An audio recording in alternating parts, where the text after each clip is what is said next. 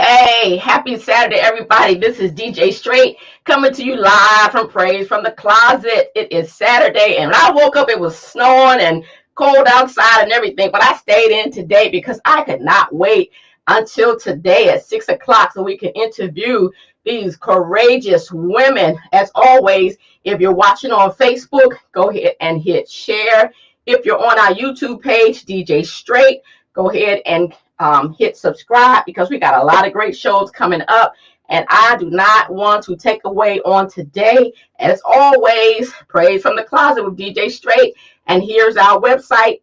Check out our website, WGMLB.com. You can always hear great inspirational music and other shows. And we have a group of courageous women today that are coming on. And before they come on, I just want to say this. We are a community station, a state, nation, worldwide. And when we come on here, we have nothing but truth. We have truth and we have fun. So at this time, I am going to bring on, as they go, everybody at the same time, just everybody. And then that way, Nia 2X, who is a radio host, she's going to moderate this program. And you can, if you're on YouTube and you have comments, you can type in your comments and I will display them as you all comment. And even if you have questions, and I have my little 202 number, my studio phone. If you want to text your questions or comments, you can do that and I will try to get them in. I'm not that sophisticated yet where I can have that phone ringing, but I'm working on it. So anyway, without any further ado, sound is distorted. That's just me. I'm not sure. Let's check it out as you're talking, because right now I'm pretty clear, but my voice carries. So anyway, I'm going to get out of the way and I'm going to bring on Nia 2X and everybody else, and she will take it the way that she would like to take it. Good evening, DJ Straight and our guest, and thank you for having me indeed. Good evening to everyone out there. Welcome to WGMLB. We are internet streaming radio. WGMLB is Gospel Music Lovers Buffet. Again, I'm Nia 2X, your radio host, and always happy to serve you. You want to lock this one in. You want to put on your seatbelts because we're going somewhere again. And we need to go where we're getting ready to go. We want to say today that our program is explosive, it's eye-opening, and not only is it all of that, it's essentially important. We're talking about a very heavy subject, and it's all about seeking God's justice. Indeed. We're living in a system that they call justice. And we're not finding God in the middle of that system across the board. I don't care what, from politics to the rest of it. We have to seek a higher justice. We have to seek the justice maker himself, and we're talking about Almighty God. So today we're talking about a subject, as DJ Straight mentioned. Oh, we're talking about 10 Black former and current DC Metropolitan Police officers who have been complaining and seeking help from every level of DC's government for themselves. They are alleging about fellow police officers whom they have filed a federal complaint, a lawsuit rather, alleging civil rights violations, misconduct, and institutional racism and sexism. Stop right there. I didn't say the citizens of the community that they serve. We're not talking about the citizens alleging these serious complaints.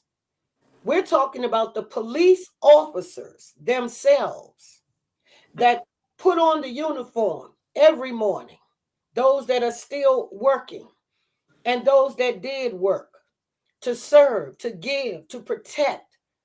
And they put it on honorably every day to serve my needs, to serve the taxpayers, to serve the citizens of Washington, D.C.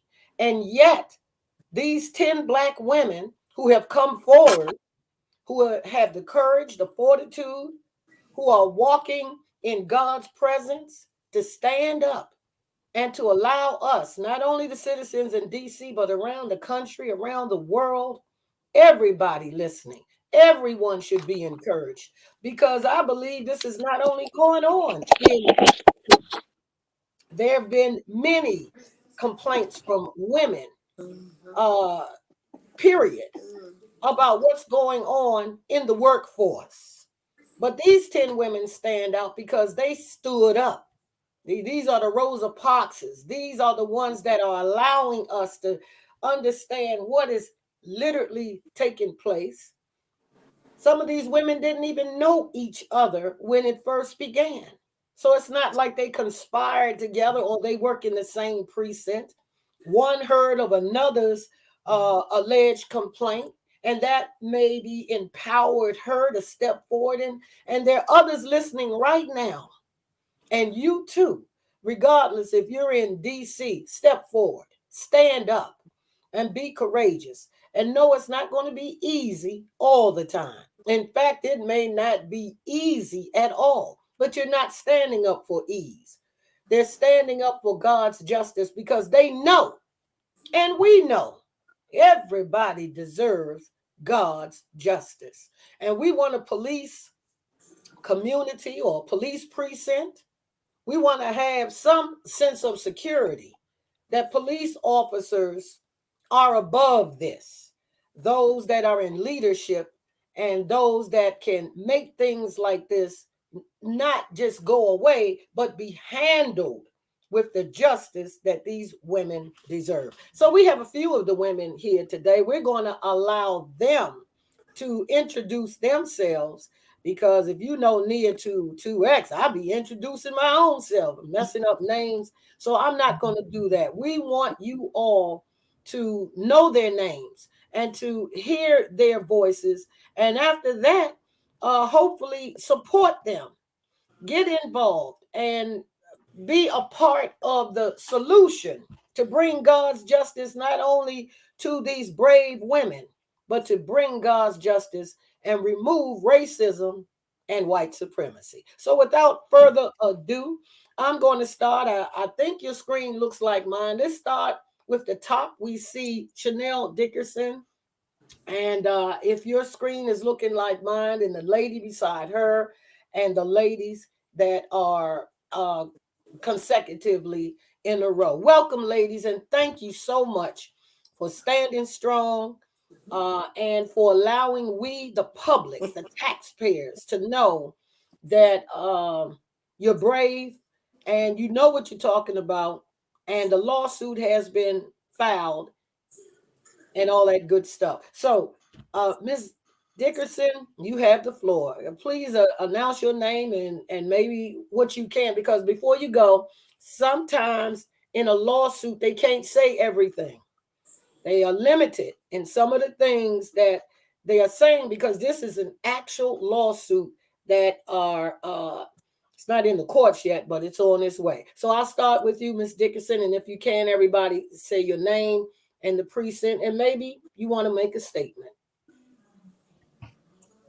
Hi, good evening. Thank you so much for having us here and making and keeping our cases relevant. My name is Chanel Dickerson. I am currently an Assistant Chief of Police of the Metropolitan Police Department in Washington, D.C. I am tasked with overseeing our Youth and Family Services, Youth and Family Engagement Bureau. I have to be clear, I'm speaking here today not as an active member of the Metropolitan Police Department. I am speaking as a plaintiff in the first case that was filed by attorney Pamela Keefe of 10 courageous women who stood up against the police department and a system and culture of racism, retaliation, bullying, sexism.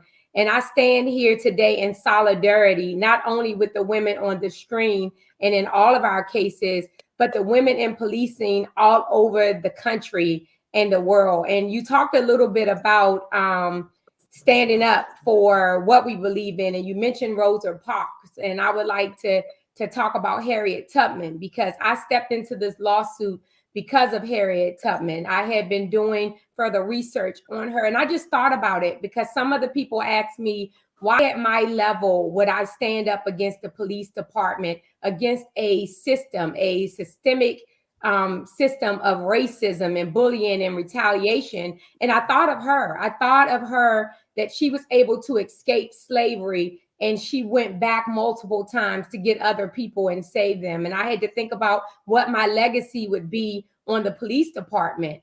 I not only rose to the rank of assistant chief, but I have and had a responsibility to stand up. I live by the principle, do no harm.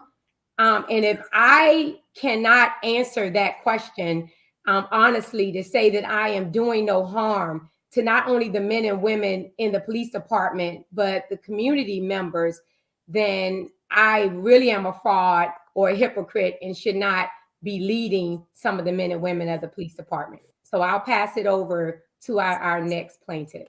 Thank you, ma'am. Thank you. Very well said. Yes, ma'am. The next lady would be Tabitha. I believe you. Well, on my screen is you, Tabitha. How you doing? Another soldier. Absolutely. You know, Nia, you and I go back a little bit. Come on with it. I am retired Officer Tabitha Knight with the Metropolitan Police Department. I began this journey long ago with standing up to the police department in reference to retaliation, racism, sexism, and bullying. A number of things I've complained about, the testing and standards, our hiring practices, and I've been going at it with them for quite some time. Tabitha, give us a year. Give us an approximate year. The viewers who are really just now hearing this, and they don't think it's just 2021 or something. You ladies are saying quite some time you've been putting up with what we're hearing about. Well, I go all the way back to 1991, 92, when all of my issues began. I began fighting back about 94, 95 after losing a set of twins. I took a year off and I had time to think about it, and I decided that I was going to come back to work and never allow anyone to bully me again. And at that point, I began working with our union, which allowed me to represent others. So you get to hear other people's stories and you start, working, going to management, trying to work out and come up with resolutions and solutions on how we can fix things. But it's like the more you fight, it seemed like the worse things became for me, because instead of them looking at it saying, she's trying to come to us for solutions, they looked at me as trouble. Wow. And I never bought anything but good trouble. Good trouble. So that's right. It was always good trouble, but this journey has been going on for quite some time, and we just got tired of it. We honestly really did go to every level of the District of Columbia. Well, we're going to get into that. We're going to find out the walk you have been walking, because again, the taxpayers of Washington, D.C. are deeply involved in the conduct of the police. At least we should be, but we can't act on it if we don't hear it. And you're going to hear it today. So again, tighten up that seatbelt. Some of you have heard some things, but you need to hear it again and again and again and again, because the impact will make us realize we have the power to do something, and we should be good followers behind 10 women that are standing up, again, not just for justice, but God's justice. And that brings us to you, Miss Lisa, on my screen. Leslie. Oh, okay. Hey, Nia, I just want to jump in a little bit real quick. We're up to 21 plaintiffs now. So beautiful. We have 4 different lawsuits. So we have some ladies on here from all of the lawsuits, or at least probably 2 of the different lawsuits. So let you know the Courageous 10 has taken over, and we're 21. That number's going in the right direction indeed. Now on my screen it says Lisa, but your name is Leslie B. Oh, she went down. Oh, you went down Down. one. Okay. Yeah, like I'm saying on my screen, you know how Yes, it screens. is. Hi. I'm sorry. So Tabitha, Leslie, Snow, and Kia are all together. So they're going to introduce themselves. Okay. They're all together. Okay, go ahead. The next sister, please. Hi, thank you for having me here today and allowing me to speak. So my name is Leslie Clark. I am a retired police officer.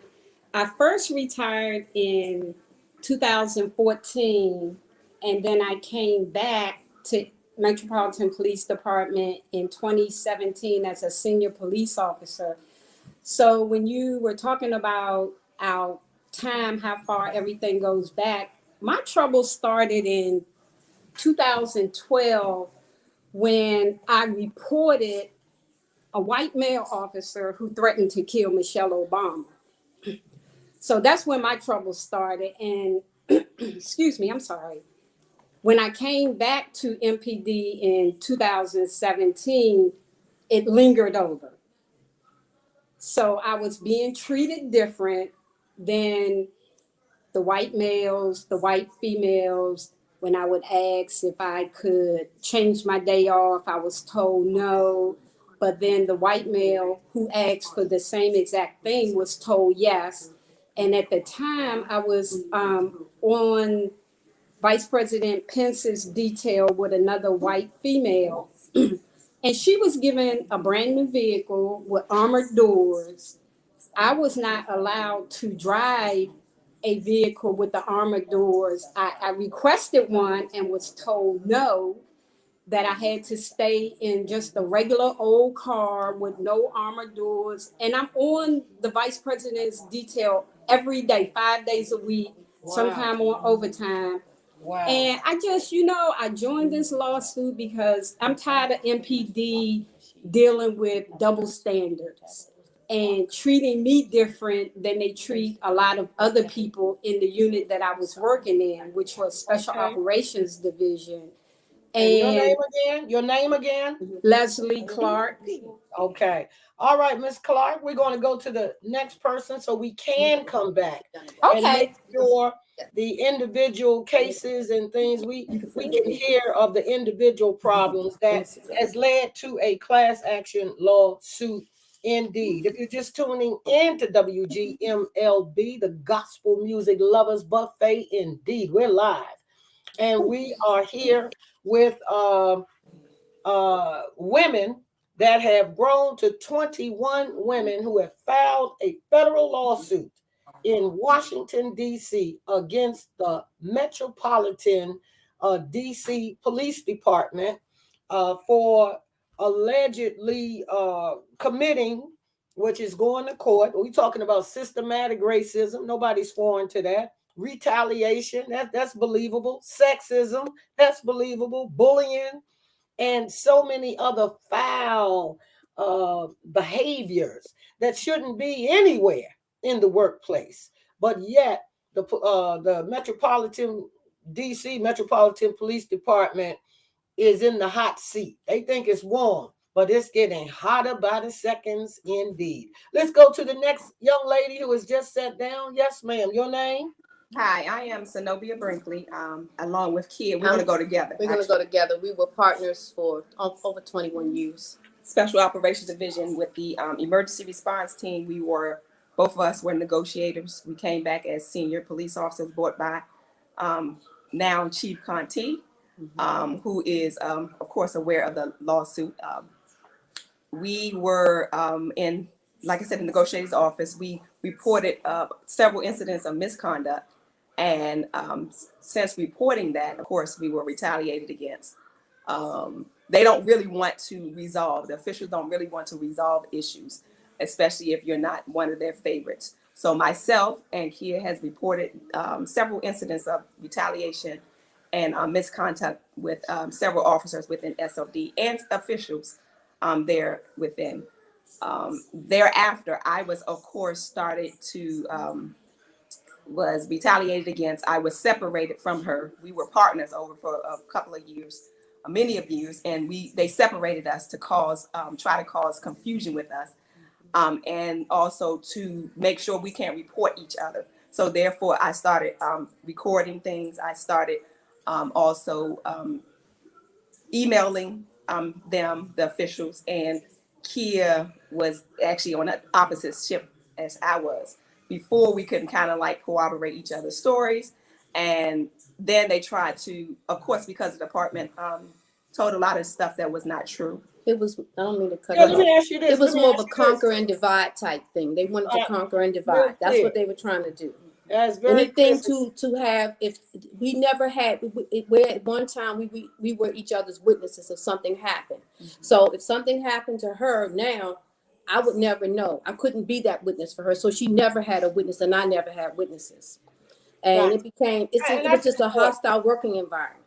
We're going to go Was. back to it. Let's ask this question about Chief Conti for the listening audience, because he just got there. You mean he's in the fold, or he's alleged to be in the fold just that quick? You know, when you're getting ready to get a new police chief, you kind of have high hopes that someone is coming in. This is fresh. This is new. They shouldn't come in with a prejudged attitude.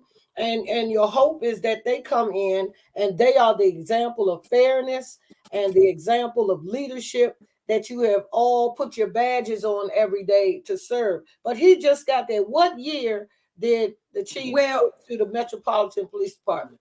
Well, he just was took over as a chief of police, but he didn't just arrive because he knew us. He was our commander. He was our commander at SOD. Also, he's been there all the time. Yeah, so he's aware of okay, Kia and I, because he okay. was the one that actually asked us to come back to help facilitate the negotiators. So he's not new to the department. He's been there. He knows all the players and everyone involved in, on the department. Thank you for that clarification. You know, again, the misconduct within the police departments is going on all over the country. And to be quite honest with everyone, I was getting it mixed up with the new police chief that has just arrived in PG County, Maryland, because he came from California, and he's the new police chief as a result of a lawsuit filed by the police officers, and they won, and then they got a new police chief. So I beg your pardon. I'm getting it all mixed up. Let's go to the next lady, because we want to hear all of your stories. We want to hear your guidance. We want to hear what you need we, the public, to do to help, to support, and to keep the story alive, because it's an important story. I'm a civilian. If you're not treating your own police officers, and especially Black women, I'm a Black woman, within your own department with the respect and the dignity that they deserve, I don't have a chance getting stopped by one of these officers. I'm telling you, what would they do to a citizen? If they treat us like this inside, imagine what they do to a citizen, and who might not know their rights, might not know they can speak up. They can take their badge number and report them. That's why this program, you're so right. That's why this program is very important today. After today, this program will be on YouTube. We need to share it. We need people that have been in a situation and think people don't believe you. You don't have a chance. You don't have hope, but you have an example of women that are in the department. And we can't imagine the emotions, the courage, the harassment, the stress that they are under to shine the light where it should be shined, so that we, the public, can understand we can work together with these officers. Let's go to the next officer and get everybody introduced and keep rocking.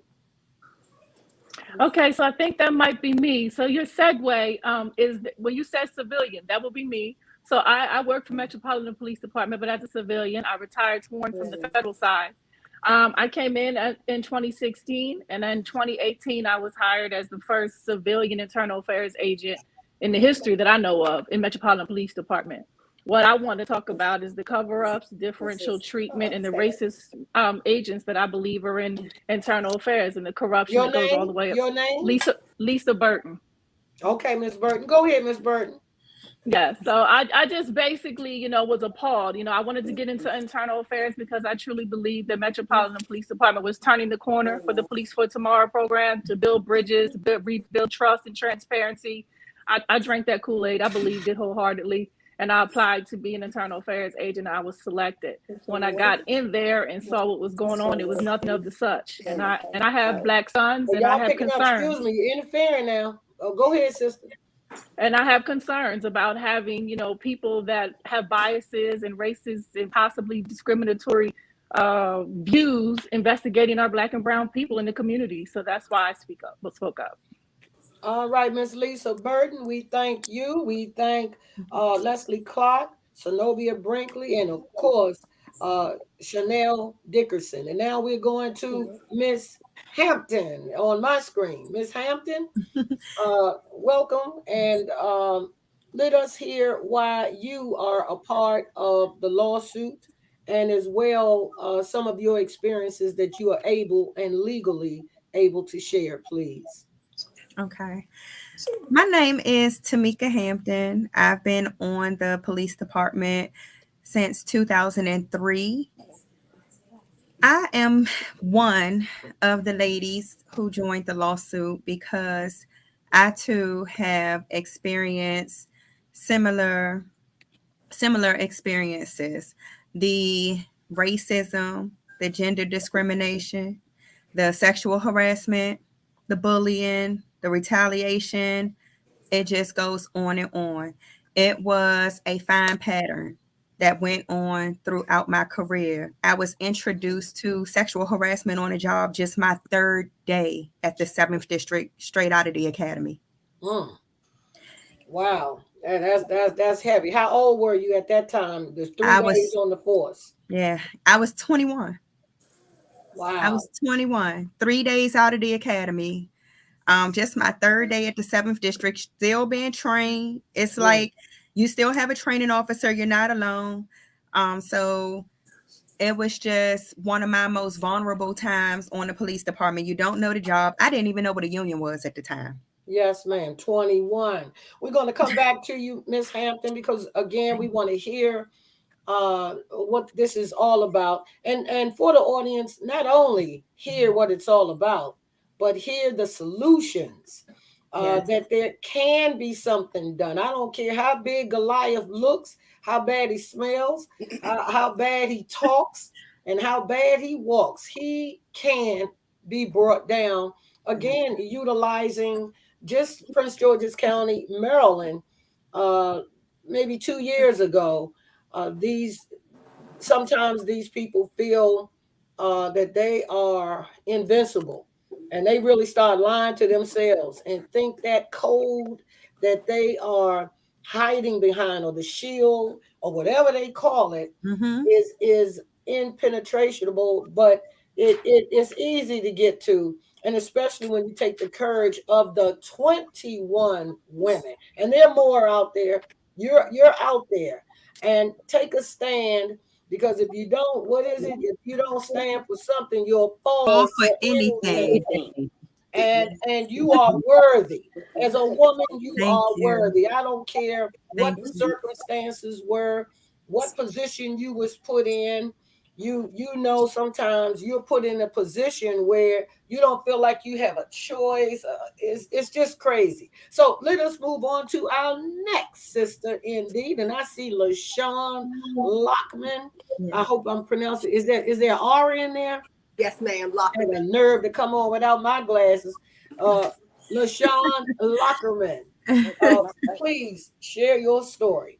Yes, ma'am. Good evening. My name is LaShawn Lockerman. I'm currently a lieutenant, and I serve the city east of the river in the Metropolitan Police Department.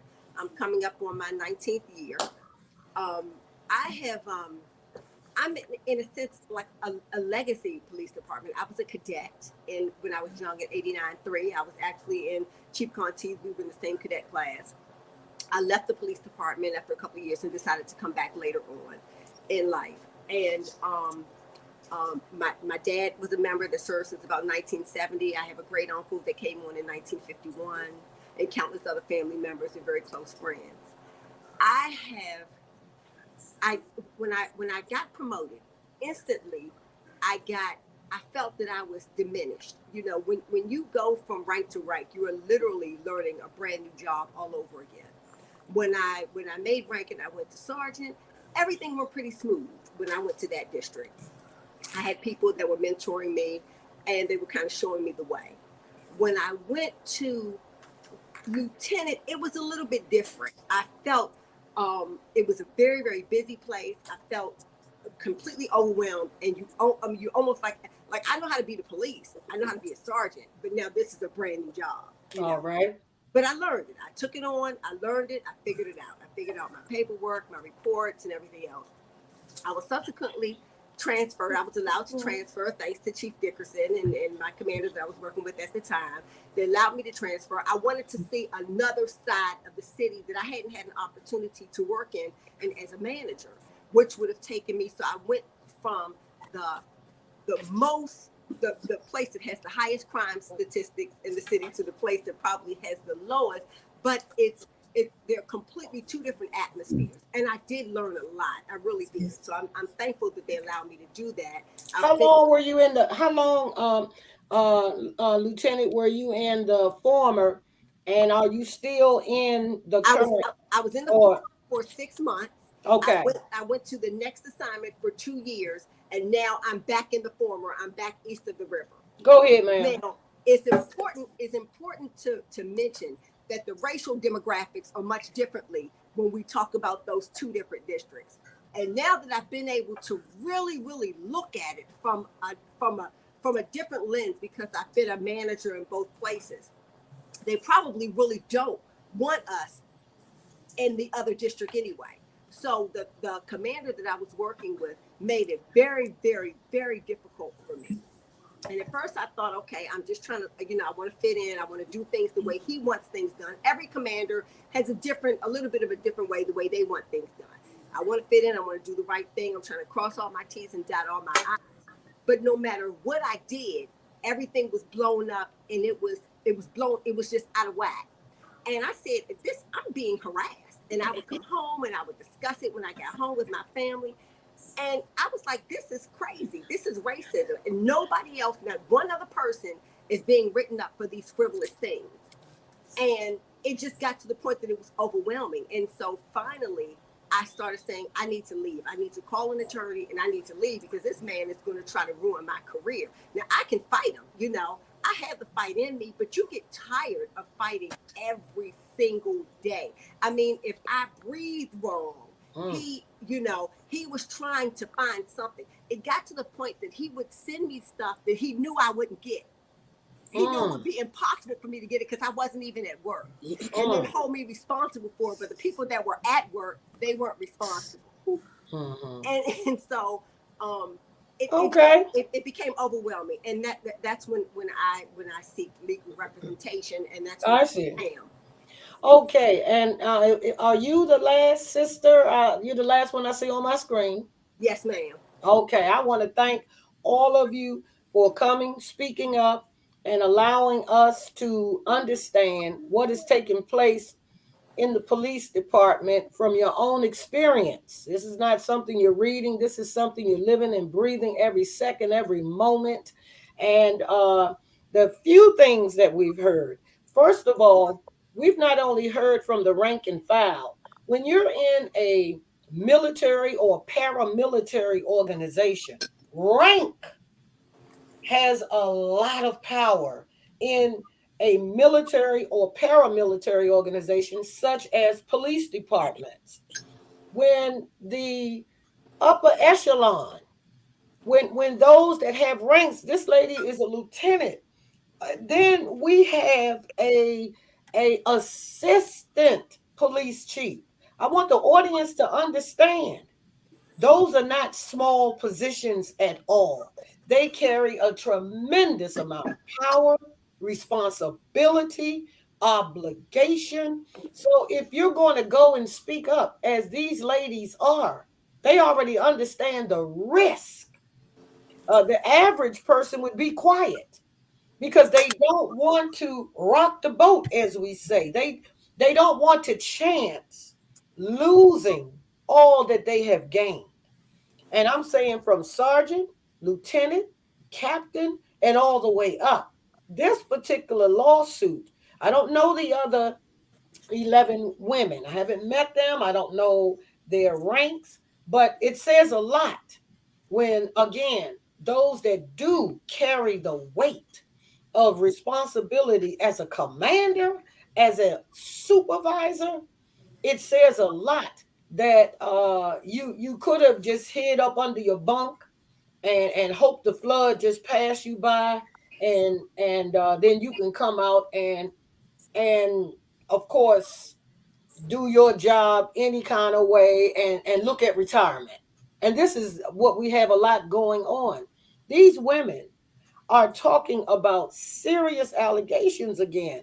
And we're hearing an abuse of power when you think about Lieutenant Lockerman, because if you have, and we all know, supervisors that are your supervisor on any job, they can write you up, they can write you good, they can ruin your reputation and make a lot of problems and trouble for you. What is my point?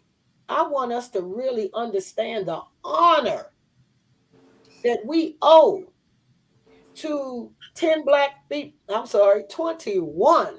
Are all the women assistant commander, are all the women black that have joined the lawsuit? No, we have a Latina woman that's on it. All of the women are not police officers. As Lisa stated, she's a civilian.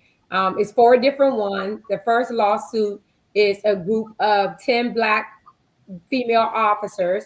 And then the second group is the 3 black female cadets. And then the third group is 3 black female agents from our internal affairs division. And then the 4th lawsuit is 5 of our EEO counselors, former and current EEO counselors. And we have 2 men in that group. It's 2 men. It is a black male, a white male, a Latina female, and 2 black women. That's a part of that lawsuit that makes it 21 of us. They're standing in solidarity. We're stepping up to say that we can't stand for this anymore, because injustice, count on us remaining silent. And all of us, from the civilian, the officer, the sergeant, the lieutenant, the assistant chief, all of our roles, all of our stories are important in this case. And standing here together brings it credibility. And I want everyone to know that all of the stories, and as you stated earlier, Nia, and I'm not going to take up the time, but you said that we're not all working in the same place. And these things that happen to us happen over a span of years. Because in my part of the complaint, I talk about things that happened to me as 18-year-old, as a cadet, of giving the ultimatum to have an abortion or be terminated. And then once I became a police officer, all of the sexual harassment and my promotions was stalled. But I'm sitting here today and every day moving forward. It's not just because of the things that happened to me, because you learn to endure it. As a woman in this profession, you learn to just toe the line and go along with it, because you want to serve the public. You want your pension, so you go along with the things that happen. But when I ascended to the rank of assistant chief, it came with a level of responsibility, as you have stated, that comes with the position here. And I had a responsibility to stand with these women, because I know the system is broken and it needs to be fixed. And if it needs to take someone at my level to stand up, because I'm not a woman seeking revenge. I'm not a woman scorned. I'm a woman here today to set the record straight that the Metropolitan Police Department is broken. We have systematic racism inside and bullying. And if we do not practice, or if the community do not hold us responsible for self-policing and accountability, we will never be good community partners. And let me just add, when Kia and Snow was talking about the conquer and divide, and I see that now. I think it's fitting that we're all sitting here in honor of Women's History Month. We're all sitting here today talking about what we're going through. But we're seeing in the police department, me particularly, and I don't know about the other women who are active, that they're conquering and dividing the females on the department, because the women on the department know that this is going on, but because they fear the retaliation or they want to continue to climb the career ladder, they're not stepping up on this. And I say to those women, is it may not be happening to you right now today, but it will happen to you. And it better be the business. And I think of Mamie Till, and I say that often, that she says when anything happens to any of us anywhere in the world, it better be of us all. And I say that for us here because that's what's happening now. So I want the community to pay attention to that. That leadership is trying to conquer and divide the women in the police department, to step up and say that this is not happening, or allege that this is not their story or their experience, when I know differently. But I understand that women have to do what they need to do, Nia, to be able to survive. Let's talk about this. Let's talk about this. And let's talk about this short, because there are a group of women that do comply. You know, they try to climb the ladder utilizing their own sexuality, if you will, or they comply with going along to get along. Some of them do out of self-service, some out of fear, I would imagine. But there is a fear factor involved. I want to go to Tabitha and Leslie to briefly talk about the fear factor. And really, Tamika, at 21, there has to be a fear factor of why other women are not coming forward. I have a house note. I've just sent my child to college. They have financial investments that if I speak up, I can't handle what could befall me. What do you say about the fear factor of those women to help them understand, yes, you can, sister girl, because there's power in numbers, sister girl. We're dealing with 21, sister girl, and we could show enough use every woman. And I really want to go back to those men to get more about their information. So we'll start with Tabitha and Leslie. Fear factor. Address the fear factor if you know anything or have anything to suggest about the fear factor in stepping up, joining the class action lawsuit. Well, the fear factor is kind of hard, Nia, when you have the mayor of the city who is a Black female who spearheads a lot of this, where she's standing there supporting people that's saying, this is not my story, but the person that's saying it's not my story is the little monster that's running around the department causing a lot of issues. And so the other females, they see this same females break all kind of rules and don't comply to a lot of things. And when she do get caught doing things wrong, she gets just a smack on the back of the hand, and then she's released back into the department to cause more havoc and fear to the other people. So they sit back and they say, oh, I can't handle that, because look at her, she's standing right here next to the mayor, and the mayor is hoorahing her on, and they see that and they're saying, no, I'm not going to say anything, because look at where you are, look at what's happening to you, and I can't handle that. Do they talk and it's to you sad privately? because we have a Black female mayor who isn't doing anything and is very much ask you this. aware. We're going to certainly talk about the mayor, because she is one of the ones in the DC government that has been beseeched for her help, support, for her power. Question about that young female: does she say things to you privately, or when other people are not around, about her fear? And we'll give that one to Leslie. And thank you, Tabitha.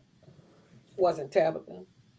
So for me, the fear was returning to the Metropolitan Police Department as a senior police officer and being afraid to speak up and say anything, because we were on a yearly contract. They hired us back as contractors.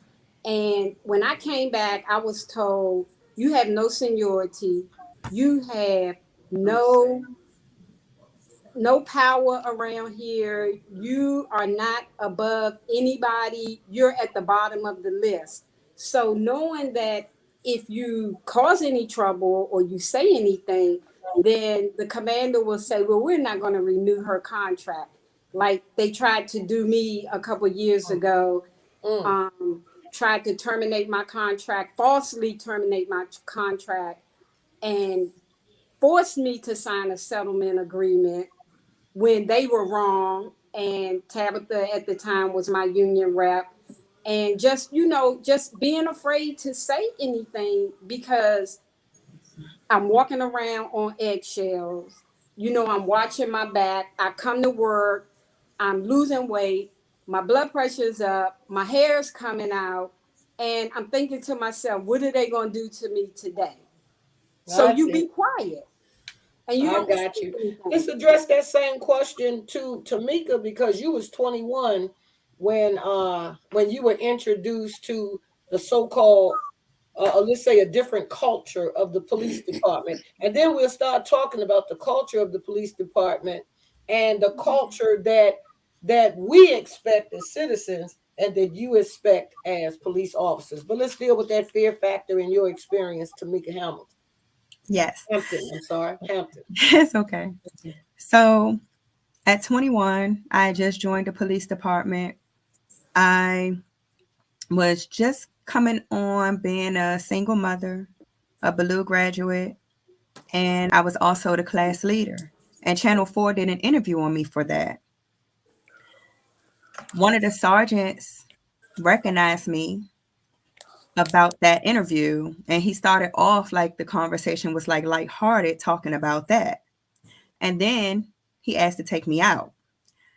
So I just clearly didn't want to date him, but I also didn't want to hurt his feelings or ego, fearing retaliation just because of my upbringing in Ward 8 in Southeast, where in my time in the 80s, the 90s, and early 2000s, the men were aggressive. So you kind of learn as a female to rebuff in a passive way. And I just told him like, oh, I'm engaged, even though I wasn't. He didn't care. He said, I don't care about that. That ain't got nothing to do with me. I'm trying to take you out. So I'm trying to rebuff by saying, well, if I was with you, you wouldn't want me to cheat. So, I'm trying to get away. Well, then he let me know that he was going to make my career miserable. And I don't know if you remember Robertson Place in the late 90s and the early 2000s, but Southeast, yes. So I don't know if you remember this, but there were 2 security guards who ended up dead in a trash can on that street before. Well, that is the street that sergeant put me on by myself on the evening toward duty to show me that he meant what he said, that he would make my career miserable.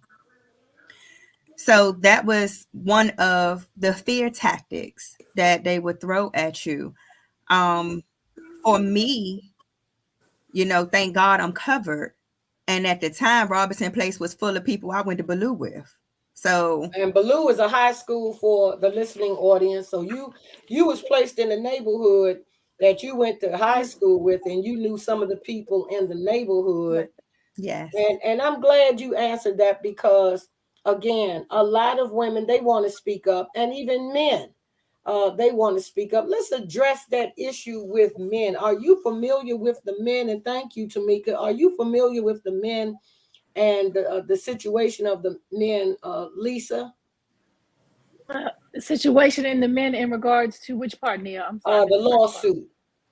In reference to Mr. Carter, the EEO complaint. Okay. Who could Tabitha? Yeah, please share with us. How about you, Lieutenant? Wait a minute, let me ask the lieutenant first. Are you familiar, or we'll go to Tabitha, because that's interesting to hear the 2 men have come forward. I'm not I've spoken with Mr. Carter, but I'm not familiar with the men in the lawsuit. Okay, just wanted to be fair. Go ahead, Sister Tabitha. Tell us about the two men. Are they complainants or are they witnesses? Where's their role in the class action? They're actually both. So Mr. Carter was retaliated against because he stood up for a few of the plaintiffs that's in this lawsuit. Mr. Carter is a retired director of federal EEO and just took on the job working at MPD EEO as to pass the time, basically. He has aeons of experience in EEO and was a director. Well, when he began to challenge, not so much as challenge, but speak up and say, okay, this is not right, that is not right, this is against their civil rights, he was terminated. He was terminated. Oh, wow. He was terminated for speaking up for several of the plaintiffs within the director of EEO, Alfonso Lee, who is very corrupt, who works hand in hand with the assistant chief of internal affairs, Menla Paz. He would often not so much as challenge, but question the practices and the things that they were saying and doing. And so their way of dealing with him and handling him was to terminate him. And so all the plaintiffs within EEO, as well as many of the agents within IED and officials on the department, they're told to do certain things. And out of fear and retaliation, and you don't want no problems, and you definitely don't want to be blackballed, most of the time they go along with it. And many of the people within EEO, they were going along with it, and their lives was just miserable. And they filed complaints themselves, which of course were always unfounded, never anything found. And so the director of EEO would just turn the heat up on them. I remember Zenobia and I went, and one of the plaintiffs that's in EEO, she was very informative. And when Zenobia was giving her complaint, she was just saying, wow, like basically interesting. And so they started recording our interviews, and the director of EEO would take the recordings back and play it for management and whom we were making the complaints about. But they also directed so they betrayed you. That's a betrayal. Yeah. You're sitting with them. Yes. You're sitting with them seeking help and assistance. Yes. And they would take your words, yes, confidential information, in which they make you sign. They make you sign something. And allegedly confidentiality. They allegedly shared it with the ones you're complaining about. Let's do a station identification. Let's do a station identification before we come back. And welcome everyone. If you're just tuning in, you're here with us, and we're happy that you are at WGMLB. That's Gospel Music Lovers Buffet. And you can find us online 24/7. We're internet streaming radio. Yes, we are.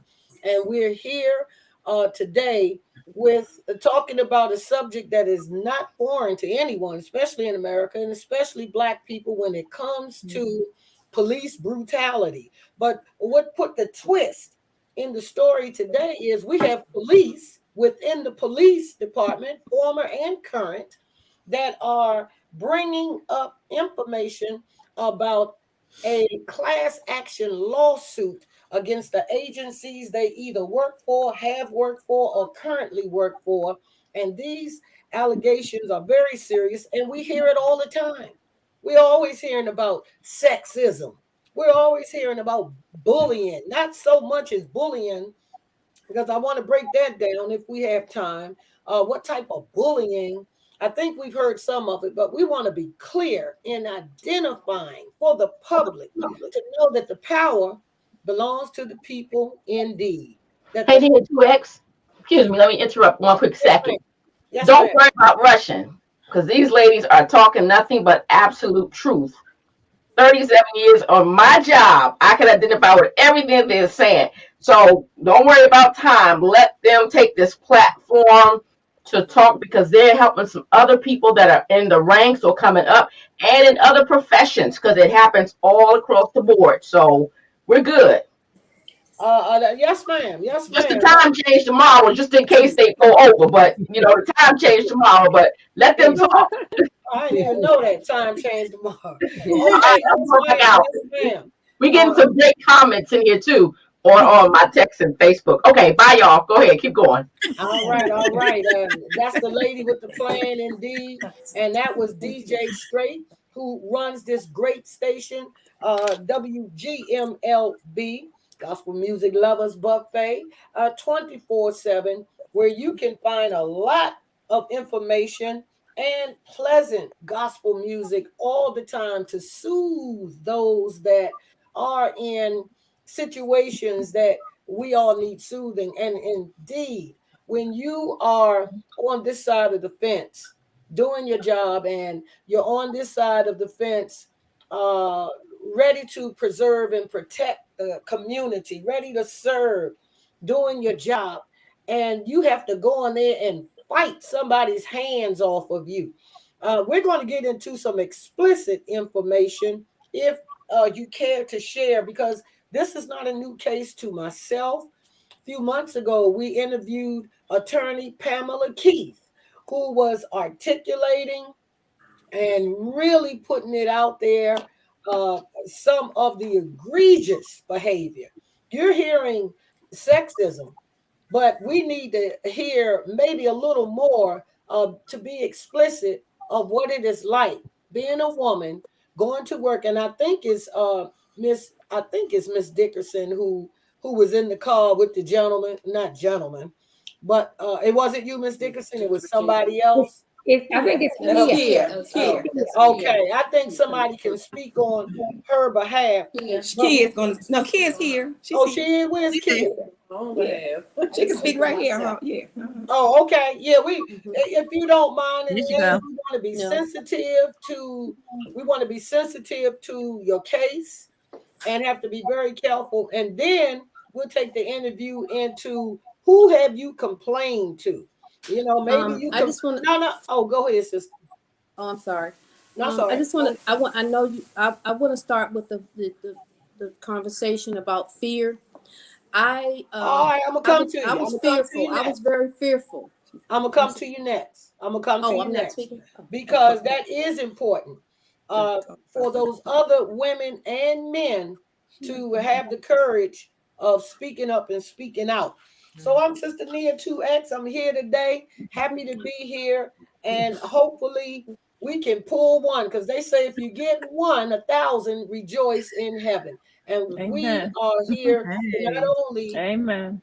have the women speak on their behalf, but we want to recruit those that come on with Harriet Tubman, come on with Ida B. Wells Barnett, come on with those women and courageous men that say, hey, I want to stand up for what's right. Yes. I want to represent right, and I'm going to represent right. So you can join the ranks too. But we did talk about that fear factor, because that is what holds a lot of people back. Not Tabitha, Leslie, I think it was. No, sister, I'm looking at you. Kia. Kia, that's Kia. I'm Okay, Kia. Sister Kia. Yeah, please share that fear factor with us.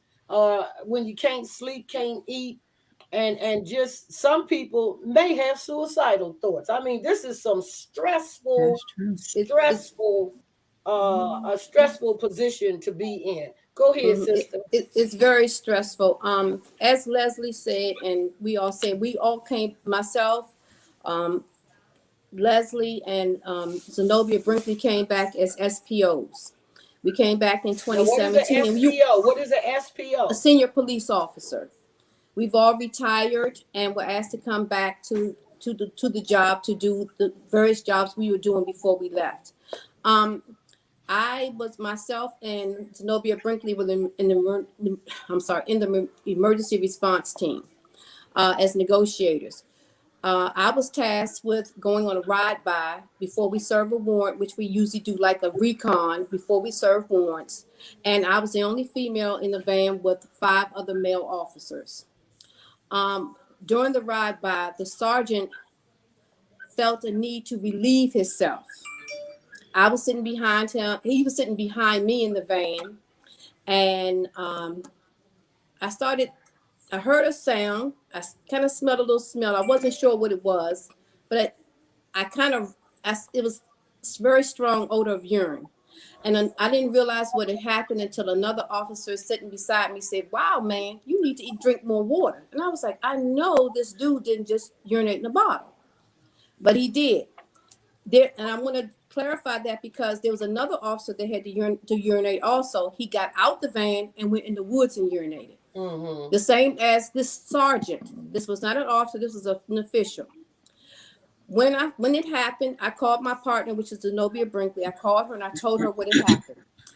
I begged her not to say anything to anybody else because I knew that if I made a complaint or I told, they wouldn't renew my contract. They would start treating us differently, which they did. It would be a whole big situation, and I just wanted to stay. I liked the job. I enjoyed the extra money I was making, and I didn't want to lose. I didn't want to lose my spot. Finally, I ended up. That wasn't fear, though. That wasn't fear. What was it? Yeah. I'm sorry. To me, was that fear to you, ma'am? Yeah. Oh, it was fear. It feared me because you're talking about taking away my livelihood. I was in the process of buying a new home and things like that. So that would have taken away my livelihood and the money, what I needed to help me move ahead. My husband and I move ahead. So when it did get back to my sergeant, I begged him. I was so upset when I found out he had went to the lieutenant and reported it to the lieutenant.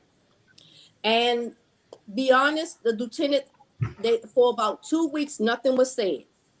Finally, the union rep, which was Tabitha Knight, and I want to say something about Tabitha Knight, Leslie, and Karen Carr, and Zenobia Brinkley. All 5 of us worked at our Special Operations Division. So day to day, we had to lean on each other because it was we never knew what was going to happen. It was always some type of, they were always coming at us in some type of hostile way or doing little sneaky stuff to us. And if you, like we talked about conquering and divide, that's how they tried to do us at SOD. They would do something, they would take care of one, pretend like they were taking care of one, and really were trying to stab the other one in the back. But they did so many sneaky things. But I'm getting off track. I'm gonna get back to when the sergeant did tell the lieutenant about the other sergeant urinating in the bottle. I was so upset because I said they're gonna terminate my contract. After that, they had a meeting with him. It never went any higher than the lieutenant. It never went to the captain. It never went to the commander. It only stayed at the in-house on that level. And he started crying in the meeting. And I asked him, I said, "Do you have any children?" And he said, "Yes, I have a daughter." I said, "Well, I'm somebody's daughter also." I said, "And what you've done to me was so disrespectful." And he started crying. He said, "Please, I beg, I'm supposed to," he just begged. 2 months later, he was promoted to lieutenant. And nothing was ever said. And this was a Caucasian officer? Asian. He's Asian. He looks like, I don't know what, he's not all color. He's not all white. He's mixed with something. This was an officer of color. Mm-hmm. So when it comes to not really Asian, he's Asian. He might be his Hispanic, I think. Okay. When the lawsuit came up, we want to talk about too. Get it in. We'll get it in. At the time, I knew about the lawsuit. Is it still $100 million? That's the first one. That was the first one. I believe that's the first lawsuit. Yes. Okay. So with these other, also it starts all new cases with the cadets, with the EEO. And internal affairs. It starts all Internal new cases. affairs. And internal affairs. Mhm. And internal affairs. And for the public too, EEO, of course, is equal opportunity. What is that? Equal employment opportunity. Equal employment opportunity is where you supposed to, if you have a complaint as Kia did, a very valid complaint, you have to start from somewhere, maybe the rank and file, but it eventually goes there. And then to see him get promoted, even to hear him get promoted, is the culture of what has to be overthrown, destroyed, moved out of the way in order to be replaced with a system of justice. The culture in the police department, we see about it on television, we hear about it, but the culture that you experience every day is the culture that has to be removed, because you want other little young ladies and young men to want to grow up and be police officers, and you certainly don't want them coming into that kind of so-called culture. Is that really culture, or is that some type of regime? Is that some type of cult, and leave the other part out? It's horrible. In DC, for an example, this week alone, $91 million was spent. 91 million was spent in DC of people suing police departments. In PG County, Maryland, people suing the PG County Police Department was $54 million. And in Fairfax County last year, $6 million was filed. DC was the highest. I personally hope y'all, had sued for more, because this is going to help. Hopefully it helps the police department to understand this has got to be flushed away. This cannot continue. Well, let me say this. Let me wind up with this. And yet, it is a history. This is not anything new. This has been going on for centuries. Yes. In the police department. Go ahead, Tabitha. Thank you. Well, how do you? It's business as usual within the Metropolitan Police Department. They don't seem to be fazed by this at all. Many of the people that we listed that made complaints about within our lawsuit has been since promoted. That lieutenant, they gave him an award, Lieutenant of the Year, and then tried to get one of the plaintiffs to give him the award. So that's what they're saying to us. You have a police chief who wants to get on the television and talk about, I have a sister on the department, but then yet and still we come to you about these things. Not only are we coming to you, we're saying we have proof. We want to give you documentation. We want to show you videos, and you promote these people. You don't do anything with evidence. That's important too. This group is not just alleging statements. These ladies and gentlemen have evidence. They can prove what they're saying is true, and then you're telling us today that you're proving it. Let's talk about the people. Maybe you're not talking to the higher ups in DC. Can I add something real quick? Go ahead, Lieutenant. Not only does it continue, but I'm still active. They continue to retaliate against me. Just recently, I should have been promoted to captain. They allowed me to die on the list at number 1, and they're paying someone to being acting captain, which is DC government funds, for a position that she did not earn. She never took the test. She never did assessment. She never made a promotional list. She didn't do anything. They were made aware of this just to make sure that the chief was aware. They were made aware of this. Our attorney made sure that she sent letters to their attorney to make sure that they were aware of it, and they're just like, we can do whatever we want to do. And they are allowed to do it, because even when they get challenged and they go to court, the problem is not that the laws aren't there. There's a name for what she's called when you have someone in a temporary acting position. It's called a taper. It's in the DC personnel regulations. That's what she is, but she should not be there for any more than 180 days, 90 days, and then they can, with permission, they can extend it another 90 days until they have an eligible register of candidates for the next positional rank. There are So the law, the law is breaking the law. The law, the people that are upholding the law are breaking the law blatantly in front of everybody and saying what you're going to do about it. Lisa, do you know? They're like, take the test again. You know, Lisa, do you have any information to add on who you have reported to here in Washington, D.C.? Because D.C. has a so-called hierarchy. They have a so-called hierarchy. So maybe you didn't get help in your police precinct and you had to go out. Tell us all about it. Because Thank you for asking that. Let me tell you. Okay. So yes. Who have I reached out to? I've reached to everyone in the chain of command. I did that all the way up to Chief Conti. I've sent emails and stuff to Eleanor Holmes Norton. No response. Now, who is Eleanor Holmes Norton for somebody in New York? That's the DC state rep. The DC state rep here for DC, right? Okay. I've called her office.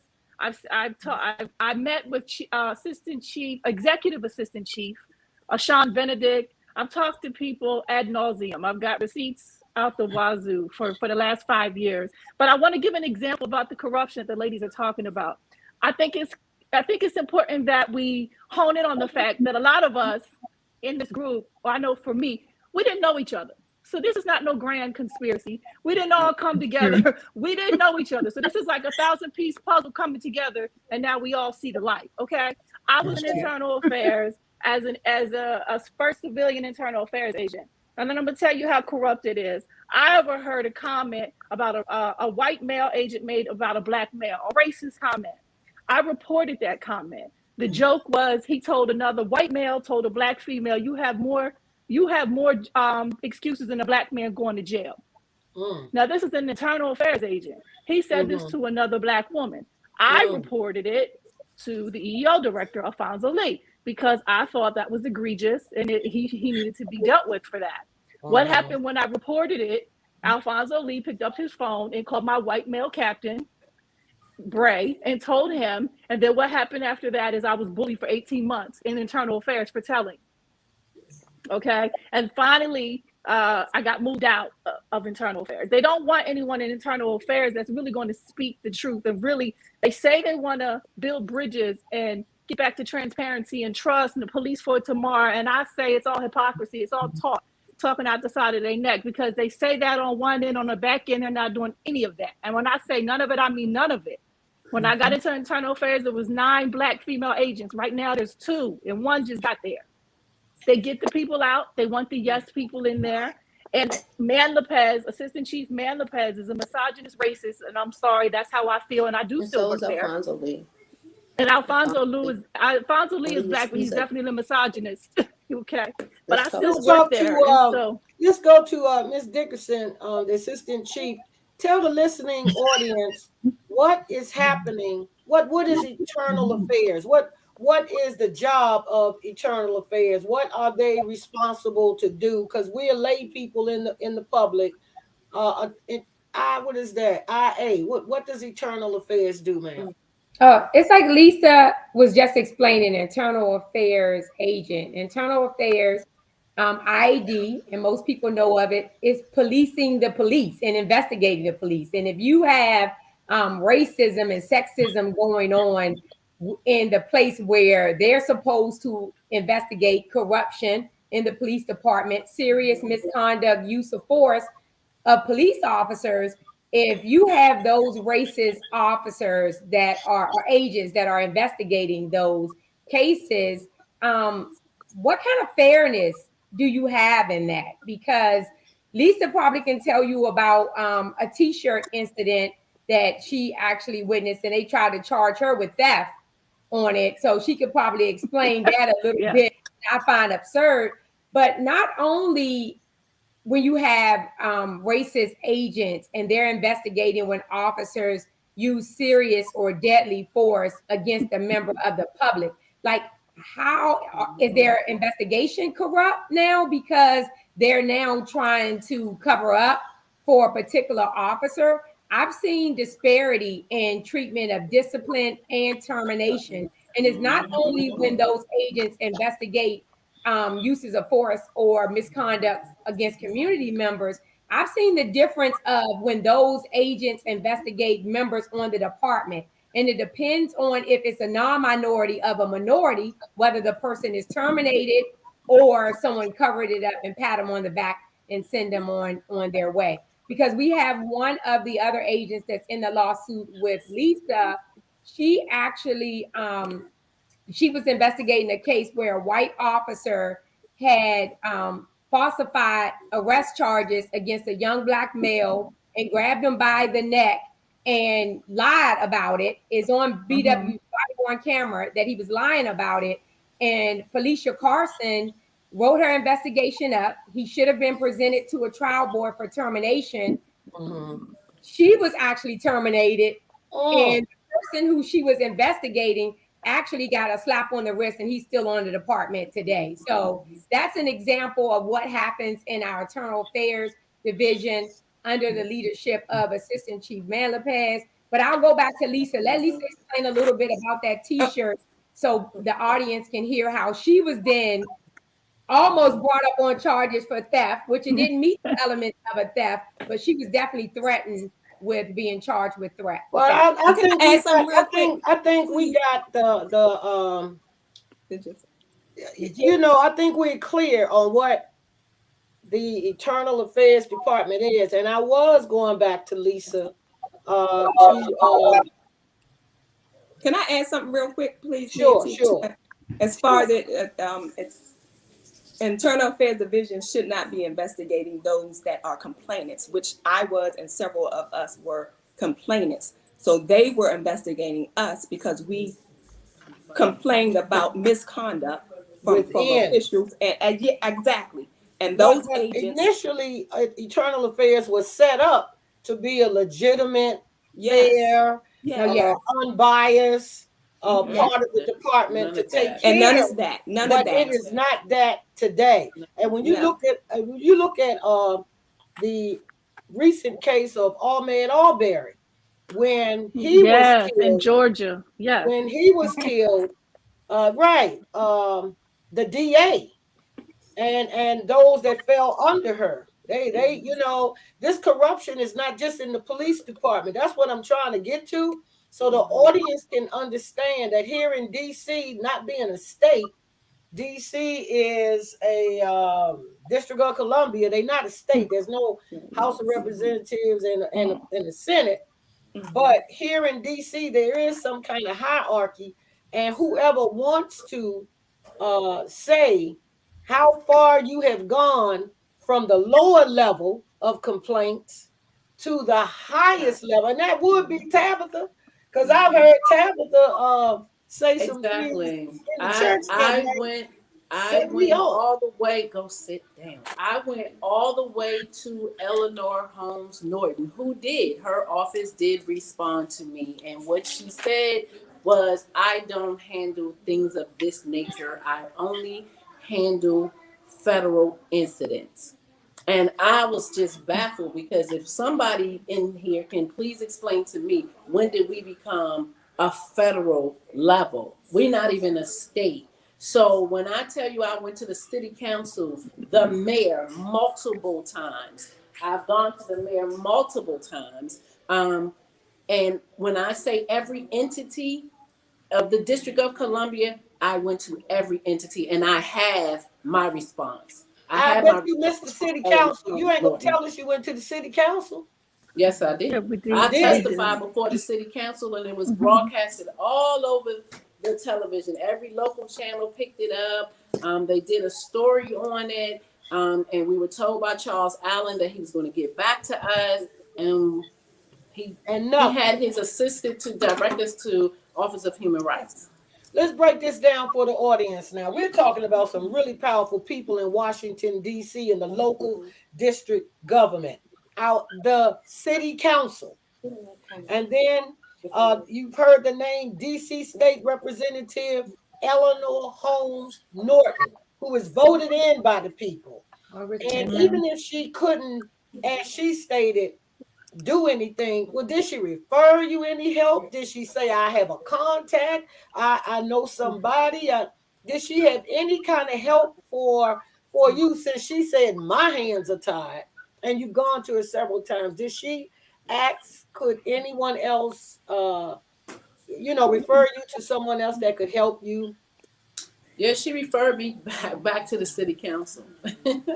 Oh, wow. In which in my write-up, I made sure I listed every entity, that every individual, every part of the District of Columbia that I actually contacted, and I received no help. And it was like, you're my last resort. And it was to the point where I'm not joking, I was ready to reach out to the President of the United States. Because I don't blame after you. Eleanor Holmes Norton, I mean, right. And this that's is just what where I was. This is what has led to a lawsuit. This should have been handled at the lowest level, the first sergeant. The first time you went to your sergeant, who is the earliest rank, or the lowest, not the lowest rank, but the first rank you get to, he or she is paid to handle those problems at that level. It should not have gone from then. Hush, hush, be quiet, retaliate, I'm going to fire you. And then the behavior and the conduct continues. And this is why we need the public. Stay involved. Stay involved with this case. How can people stay involved? Is there a website? Is there a petition? How can the people stay involved? Because again, the people around the country are going through similar things like that. And they should reach out to this group, because to my understanding, when you had the first 10 Black females, that was the first time any 10 Black females stood up against the DC Metropolitan Police Department. How can people get in touch with you so that they can help you? That's our website. Everybody got our website.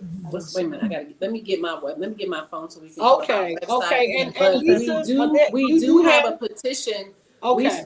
We do have that same petition that we sent to you, Nia, earlier on. The petition is still active, but how many signatures you have now? About over 100 or so.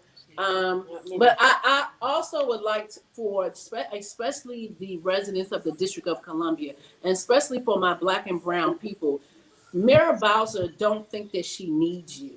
She don't think that we are important, especially those of us, because most of us live in Prince George's County. So she feels like, oh, well, forget them. I'm not thinking about them, because they're not even DC residents. But I need for our people to show up, because at the end of the day, this affects you. This affects your family. The decisions that they make, like you have these people out here forging these crime stats. They so busy trying to forge crime stats and sitting up here making up numbers where they should be somewhere coming up with a strategy on how to prevent crime, but they're not doing that. So crime is going through the roof, and your mayor is aware of it, because I told her multiple times. That's what I wanted to ask you.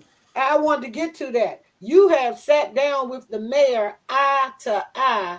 No, I did not. She would not meet with me. She had 2 of her representatives to meet with me. Once again, I have all the proof of that. They emailed me. We set up a meeting, and I spoke to them and went into great details about all of these things.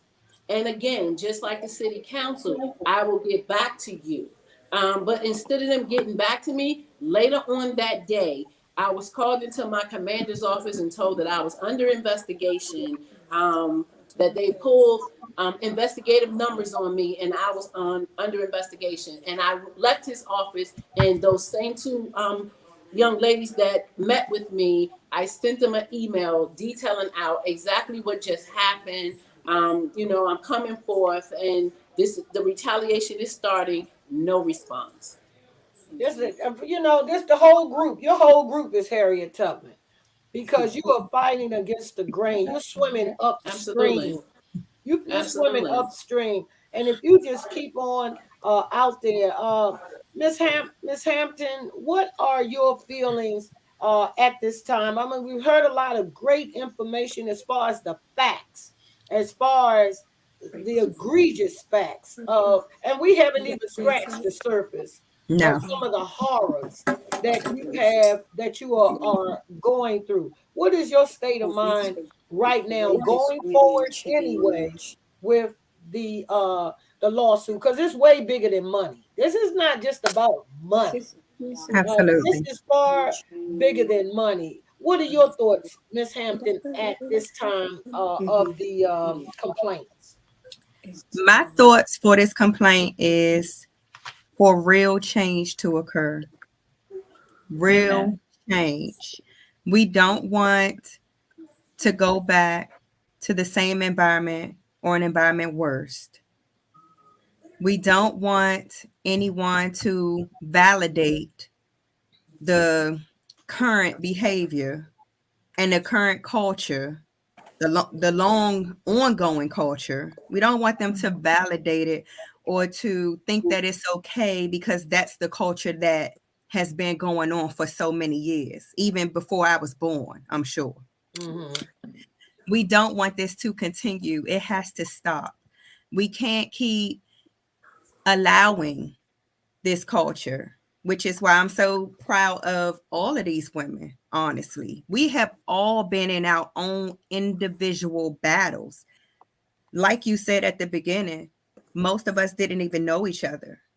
When I came onto this group, I didn't know all of the ladies, but I had already been in my own little struggle for years. As Tabitha Knight stated, she went to Eleanor Holmes Norton. So did I. I went to Eleanor Holmes Norton. Did you get the similar treatment? Did you get the similar treatment or? Well, mine ended up in some retaliation, of course. No, I mean from her. What was her support or lack of support to you? Well, for mine, she made a phone call, but that was it. But that phone call stirred up Chief Lanier at the time, which ignited Chief Grooms to send an email to my then Commander Moffin, saying that Tamika Hampton needed to be handled. Listen, I want the audience to understand Chief Lanier, who is not the chief today, is a woman. Yeah. Eleanor Holmes Norton, who is still sits in the seat of power today, is a woman. The mayor of Washington, D.C. today, Muriel Bowser, is a woman. So I think that's important because they wouldn't want to be on their jobs and anything similar to what we've heard today. Check this out, everybody. For decades, the FBI issued warnings about the ties between police departments and the far-right militant groups. I'm talking about in D.C.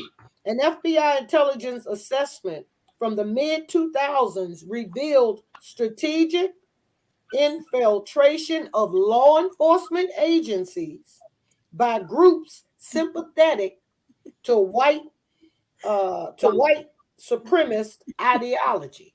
I mean, this is just how far this is going. These ladies are not only talking about sexism, they're talking about deep-seated racism that's been investigated by the FBI, that has been proved that it's going on. And listening today to what they are sharing with us, it had to take a lawsuit to get our attention and to seek God's justice. DJ Straight, how much time do we have, please? All right. This is great. So we still have time. It's 7:29. We're gonna take it to 8 o'clock, but I do not want us to end this without talking about the racist shirt. And I want to make sure that everybody on this platform has at least shared maybe one of their main concerns. LaShawn looked like she full now. She was eating and drinking while we were doing this. She's good. So we need to wake her up. I know she's tired. Hey, but seriously, And we need to make sure that at least everybody has the opportunity to at least share something that's major important, because we can come back. This doesn't have to be the Well, end. now that we know we got 30 minutes, I concur. I didn't know how many minutes we Yeah, had yeah, left. we're good. And, We're a true station. Can I Do share we one have of any the questions? websites? Do we have any questions from the Can I audience? share one of the websites? It's Yeah. Courageous Women. Okay, share the website. Then we're gonna go hear about this T-shirt. Okay. Let me drink me It's some cor- water before I hear about this T-shirt. But go Anyway. ahead, please share I'm the gonna give me website. some Okay. too. It's Please Courageous share Women. the One of the contact information. One of the Please share website is Wait a minute. Courageous. Courageous Women _ Change Policing. That's one of them. We have Is that several. .org.com? Is it .com, Leslie? At Gmail. At gmail.com. Oh, that's an email. That's Okay. the email. That's how, yeah. No, that's That's how not. they No, get we it. have a web. This is a website. Oh, they talking about a Courageous website. Women I don't have a website. _ Okay, Change I want you guys Policing. check it out, because I did put up DC at mobunitunited.org. So that's a website. That was my email. That was my email for the Moms of Black Boys United, because I'm the DC chapter rep for that. When you said something about email, that's my email for the Moms of Black Boys United. Okay, that's great. Email I'll put it up again. Give the email. I got Courageous Women for the public. Courageous Women _ Change Policing. And And that's Gmail? that should be on the Is that at Gmail? website. Yeah. On the website. We'll actually, before, so we're not taking up a lot of time on that, and I'm sorry, you all, that we don't have that, but we're going to put it like in the chat or something, and DJ Straight. Okay, then I'll paste it over. Yeah. Yes, to make sure that it's actually spelled I'm correctly. putting it in the chat right now. Okay, Okay. because we have Okay. And then Mom United, I need to keep that one too, because that's something important as well we need to talk about. Okay. Yeah, That's another time. we're on Twitter and we're on Facebook, so we'll make sure that that information get out there of how people can contact and follow that. Excuse me. Okay. Okay. When Okay, it comes good. to the petitions, anybody can sign a petition. It doesn't have to be DC residents. Is that true or is that not true? Who can sign your petition? Well, we had DC two. residents. We have two petitions going. One of them was only for DC government residents, because we were pushing for the council to have a separate hearing just for us in this issue, and only DC DC residents could sign that. But the other one was in support of us in the cases. So we'll get that information before the end of the interview, so people can sign both of them if they can. The first one, DC residents, and the other is for the support of what the Courageous Women are doing. And she has it down there, Courageous Women Change Policing at gmail.com. If you can see that, we'll bring it back again and go straight to Lisa to hear about the T-shirt incident. Okay. Thank you, Nia. So the T-shirt incident was about it was a Trumpy T-shirt. I'll give you the background.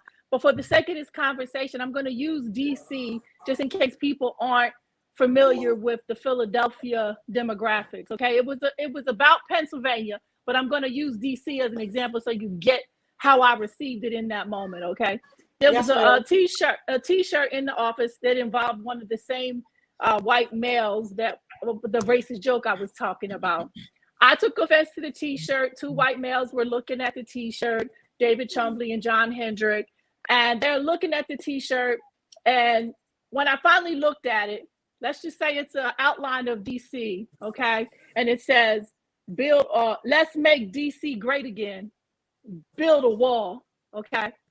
And then at the bottom, they have a wall around Southeast.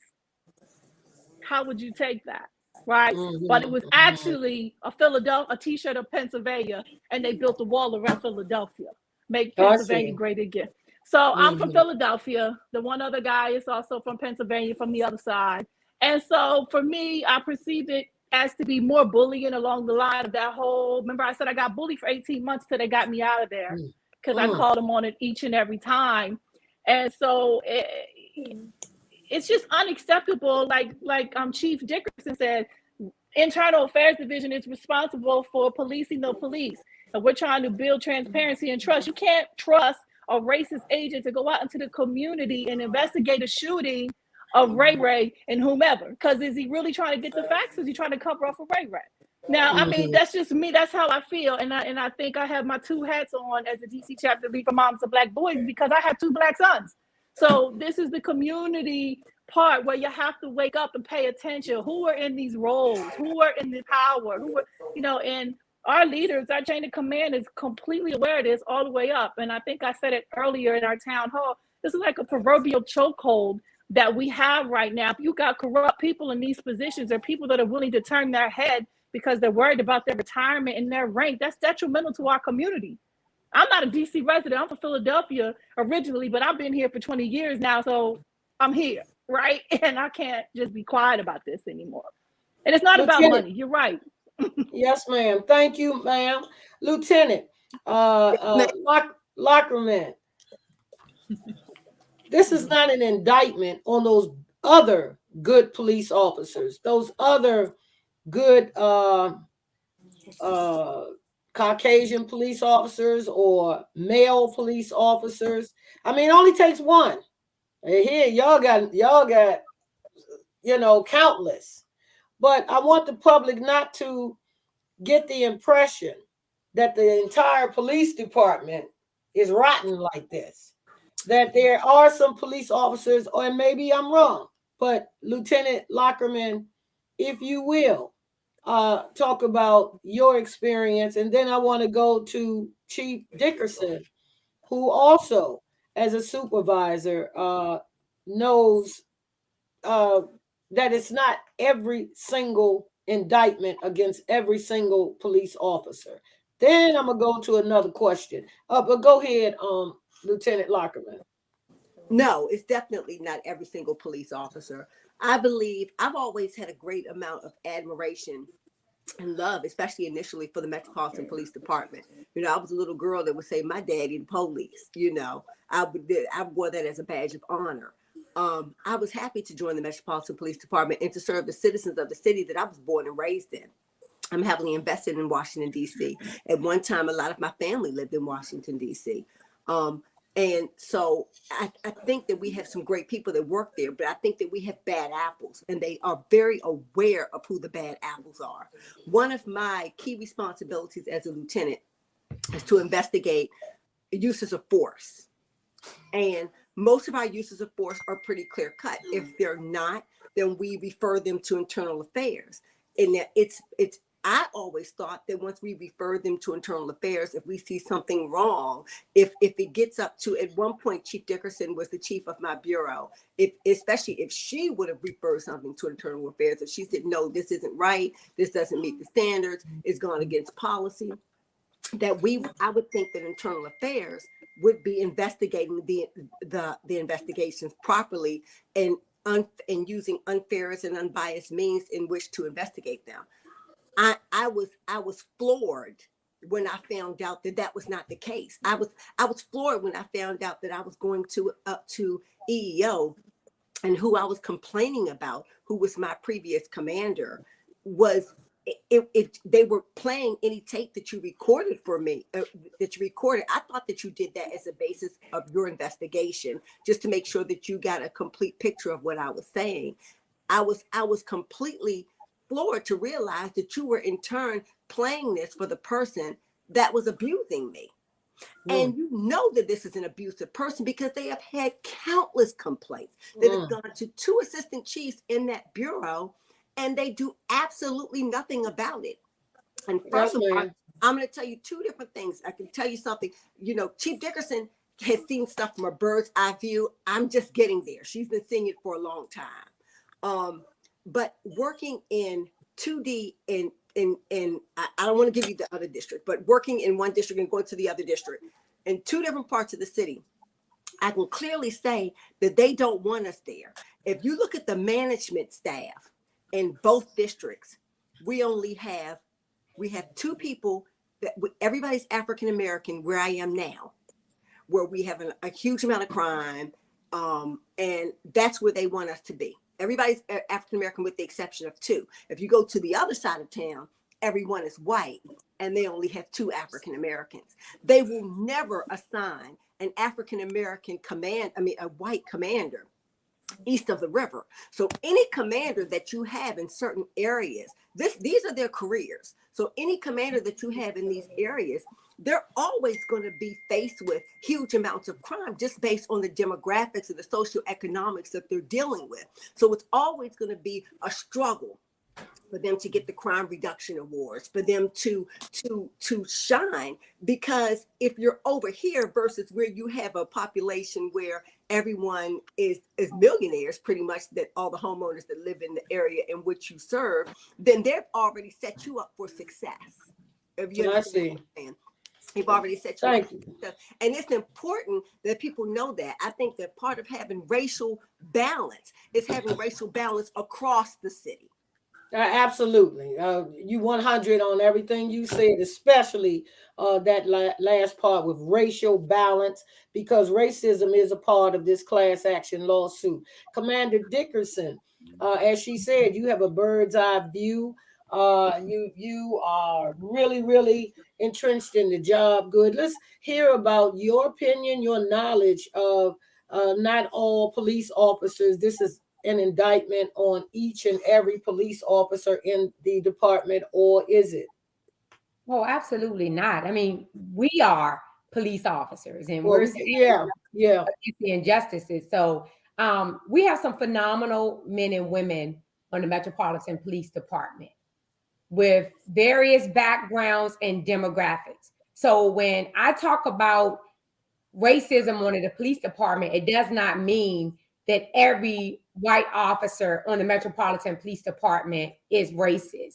It doesn't mean that every man is sexist. But what I'm saying is that we have a culture embedded in policing of things. And so I really need to make sure that it's clear, because majority is almost like the same percentage of the people that's committing the violent crime in the city. It's a small percentage of people, and I was the assistant police chief of Ward 7 and 8 in DC, and there were only a small group of bad actors that's committing the crime. Like, a lot of people had to live through it because they're just a victim of their circumstances. Like, that's where they could afford to live. It's the same analogy within the police department. There's a small group, but that small group, once you allow the racist, the sexist, people that are bullying against people, you cover for them, and then they're allowed to ascend the ranks. So now they're allowed to influence the masses, and that's why we're all here today. And some of those people rise in, like Lieutenant Larkerman stated, it was her commander. And we all know of that commander. Everyone knows of it. They know, but no one's doing anything about it. And that's what we're fighting for. Also in our complaint, we're talking about, before people can ascend the ranks, they have to do like a survey. Like, it is an anonymous survey. That's what Pam Keefe is proposing. Like, this anonymous survey from the officers that have worked with me. And then they have to answer, like, have you seen her bully people or racist or whatever that is, right? And it's anonymous. So I can't attach a name to it to then go retaliate against a person. And there's a score, and they have to consider that score before promoting me. But right now, what happens is, before you're promoted, you go through internal affairs to get a clearance, and you go through EEO to get a clearance. But if both of those systems are corrupt, then I would get a clearance. And now I'm assistant chief of police. So that's why it's important for people to really understand that the issue. I really cannot stress it enough, because men and women show up every day, and we do not want them to think that we are painting the picture of the whole department. But I receive complaints weekly, Nia. I have to just add this. I could receive complaints weekly about people still on the department complaining about discrimination that they're experiencing. I just got an email yesterday from an officer. So it's still going on in the police department. All right. I want to thank you, ladies. I'm usual. Yeah. I'm sorry. I said business as usual. They have not done anything. And this is why it has to stop. I hope that when it does go to court, I don't know if that court is tried with 12 jurors or anything. And I don't want to talk too much again about court because of the legal proceedings in this particular class action lawsuit. But at this point, I'm going to go to every lady here to give your closing remarks of anything that you wanted to say, you didn't say, any question, any comment. And I'm going to start with Lieutenant Lockerman and then work our way around. I think the only thing that I didn't I did key on, I did say something about it because I talked about the retaliation against myself with the promotional process. But it's important to know for the citizens of the District of Columbia to know that they are paying in retirement people pensions based on rights that they have not earned. It's because so when they put them in those acting positions and they allow them to stay, they retire from off of that money. And it's very important that they know that. It costs the city about $1 million to put these tests on. It's a very grueling process to get promoted. It's not easy. But when you put people in these positions that they did not test for, they did not earn, and you do it under this quote unquote acting label, they're retiring in retirement at a captain is different than that of a sergeant or an officer or lieutenant. Every rank, it changes. So the citizens of the District of Columbia are paying for that. And I did want to make sure that you knew that. I am grateful that you did that. Thank you, ma'am. We'll go to Miss Hampton next. Your comments, questions, your closing remarks that you want to make sure you get in on this very, very important interview this evening. Yes. So I just want to say that I am a current member on the police department. So I am still subjected to being open to getting retaliated against. It is going to go on if this doesn't stop. If we don't stop it, it will go on until I retire or get pushed out myself. We have all seen a trend and a pattern of colluding and even people conceding to colluding because of fear. I am saying that we all have done a great job standing in solidarity, and we do have supporters. But I want to say to you, supporters, if you could step up and walk with us, that would definitely help, because as Chief Dickerson has said a lot of times, there are power in numbers. There is power in numbers. We right now are standing up, we're standing our ground, and we are fighting and trying our best to continue the way paved that the retirees before us have started, even though they weren't heard to this magnitude. But I want to say, those who believe in the cause, stand in solidarity with us in public as well as in private. Thank you. And thank you, ma'am. Yeah, we need each other indeed. Yes. Sister Lisa B. Yes, ma'am. I think in closing, echoing or piggybacking on what Tamika just said, is that it's very important for us to turn this moment into a movement, right? And not just talk about it, but be about it. We have to walk this talk out. So what can the people do? People can show up. These people can start, our people, our residents can start emailing robert.conte@dc.gov, right? I think that's it, robert.conte@dc.gov. Email him, write them, put things in writing, hold people accountable. Accountability is key. And, when they get in front of those press conferences the next time, we all need to be there and ask some real tough questions right along with Marcy Graves, okay? We need to be there with them and support, because if we don't use our voices, they'll continue to keep their foot on our neck, and we can't allow that. Thank you, ma'am. Very well said too. Excuse me. Ma'am. Yes, ma'am. I just want to add Conte with 2 E's, not the EY. Spell it all the way out, please. Conte. Contee. Yeah, I put it Okay. in the chat for them to get the correct Thank spelling. you. Thank you, Tamika. Thank you. Okay, so we are at Tabitha and Kia. So the biggest thing that you all can do for us is hold Muriel Bowser accountable.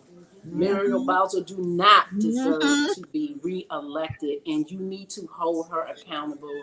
We will be stepping out, knocking on your doors. Around April, we waiting on this weather to break. Hold her accountable. Pay attention to how she speaks and how she speaks about the people, um, the Black and brown people, and how she just don't seem to show no kind of compassion. She has no compassion for anything concerning the things that we reported. I need you to hold her accountable. Hold Eleanor Holmes Norton accountable, because again, the Redskin cheerleaders, I'm looking at the news and Congress is speaking about that. They're speaking about how they were treated, and not to say that what happened to them is anything less than what's happening to us, but that Congress is talking about that. So we need to find out from our representative as to why she's not standing up and asking questions as to what is going on with her police department. Start emailing your city council, because at the end of the day, they get paid.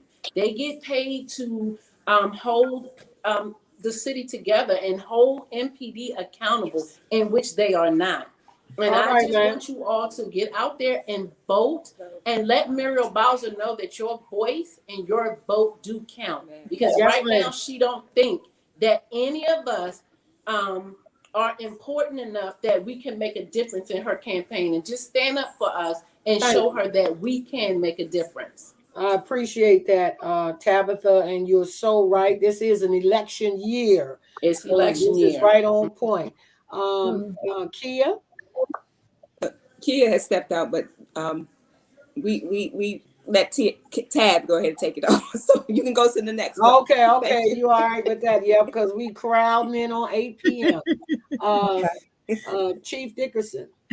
8 o'clock. Okay, thank you so much, Nia. Nia, I want to ask a question real quickly because I had to step away. I apologize. I had something in my eye. But you were asking about the two men, and I heard Tabitha talking about one of them, but I didn't hear anyone talk about the second male that we have. He's actually a Caucasian, male, and he was a former police officer and had served at MPD as an investigator in another role before he was assigned to the EEO office. So he couldn't take it anymore either there. And they're part of a whistleblower.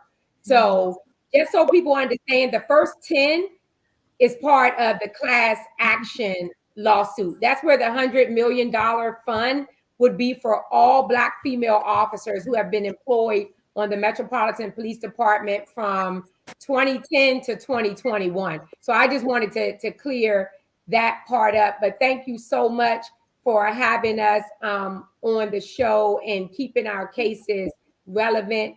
I echo all the sentiments that all of my other courageous women are stating on here. We have to really stand together, promote accountability. We promote it within ourselves. That's why we're here, but we have to demand it from the community. We have served over 200, and I think maybe it's 30 some odd years together in service. And that should mean something to the community. Now we're coming to you for help. We're coming to you to say that we have served you, and we're asking you all to stand with us in solidarity and fight this cause, because what's happening is they're really trying to sweep it under the rug. I'm hoping that we have transformational leaders in this city that step up and settle this case, and then none of us have to endure it, because we all have unhealed trauma because of the things that have happened to us. And for us to go and be in a courtroom and talk about the things that happen, and every time we're on any show to talk about it, we all like relive it and have all of these emotions, and we all have suffered some mental health issues or hair loss, weight loss. I mean, so this is really real for us. And I just want Black women to be like the most disrespected the most respected person in America, opposed to the most disrespected. And I don't think that we should be respected more than someone else. So I'm not saying that, but the level of disrespect that's shown to us is heartbreaking. Yeah. So I'll get off my soapbox with that. And at my level, the thing that bothers me the most is because what I see that goes on here, I know a lot more. I've seen a lot more. They know I know, and I've seen a lot more. And all I'm just saying is, it's wrong. We need to own it. We need to fix it and step up and make this thing right for everybody on the police department. Because if we make it right for us, then it makes it right for everybody on the police department. And that's what people have to understand. It may be majority of Black women that's in this fight, but if y'all think about it, Black women, we always stepping up fighting for something. We can change the world. We do that. So I'm not surprised that we all came together to do this. But if we fight, everybody will receive equality. So thank you so much for having us. Well, we want to thank DJ Straight indeed for the format here at our radio and TV station, WGMLB. Again, that's Gospel Music Lovers Buffet. We want to thank you for the God spirit, for understanding that you have to fight and you have to change. And thank you for exposing to us what is actually going on, not only in your department, as DJ Straight said earlier, this is across the board, but your police department is held to a different accountability. It is the tax dollars, the taxpayers that pay the salaries. I mean, if you really break it down, we're talking about corruption in high places in the Metropolitan Police Department. This is the allegation, and this is the stand that the women are taking. They're not on the soapbox at all. They are doing what they're supposed to be doing to make sure that we understand not to get lazy and not to want to be a part, because when you got a good police department in a community, you have a better community. There is really an officer friendly. So their win is our win. When they lose, we're losing. Because some of you have come into a police officer and wondered what the heck is wrong with him or her or them. I mean, they pulled you over and yanking you out of the car and you try to make a complaint. It's because corruption is in high places. And these are the angels in human form that are coming out, that are standing in their flesh. Amen. Seek change, not only for themselves, but for us in the community, so that the reputation of police officer is returned to a position of respectability, honor, pride, and they do get the bad people that are out there. And nobody can work in conditions like this, as these ladies are saying, the mental stress and the what it takes, the toil that it takes on them, they're not even putting that on the table. They don't want us to feel sorry for them. Again, as we started, they're after God's justice, and we should support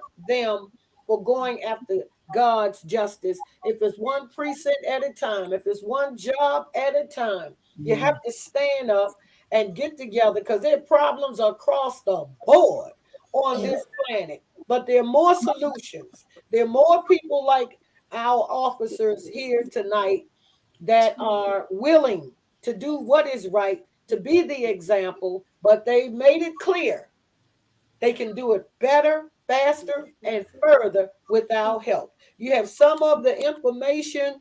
You can watch this interview again. Why don't we have a spokeswoman give the contact information in our last 2 minutes to make sure the people that do want to reach out anonymously or otherwise have that information. Who would like to be that spokesperson for the information you have to share in our last 2 minutes, please? We're down to 1 minute. Your email or your contact. Oh, yeah, I think Tamika gave it. I think it's running across. Tamika, do you have it? Okay. All of the handles. So The email address is courageouswomenchangepolicing@gmail.com. It's all together. courageouswomenchangepolicing@gmail.com. The Twitter page is DC Police Women. Okay, great. And if you're just tuning in, you're just getting to your computer or your social media, there are two men, one Caucasian and one one person of color that are standing up with these sisters on the side of right. They ain't looking at no color. They looking at righteousness, right behavior, and right conduct within the Metropolitan DC Police Department. So we thank you all. Keep your heads up. And we thank DJ Straight and, of course, Thank you for having us. WMLB. Make no mistake about it. You can tune into this station anytime and enjoy yourselves here at WGMLB Gospel Music Lovers Buffet. Right. Thank you.